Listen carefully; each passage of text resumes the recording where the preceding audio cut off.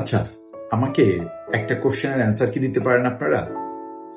আহ, শিক্ষিত অমানুষ হওয়া ভালো নাকি অশিক্ষিত মানুষ হওয়া ভালো? এই প্রশ্নটা অনেকদিন ধরে আমার মধ্যে ঘুরছে। কেন জানেন?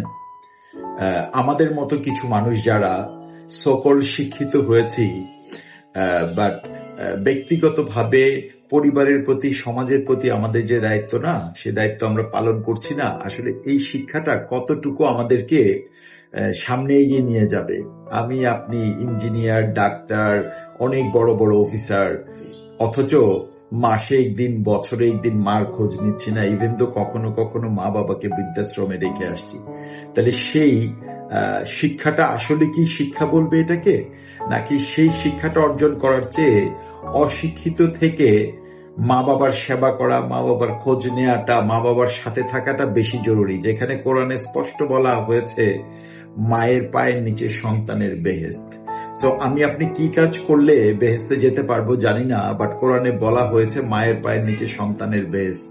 মানে মাকে সেবা করলে কিন্তু পরকালে আমি বেহেশতটা আশা করতে পারি।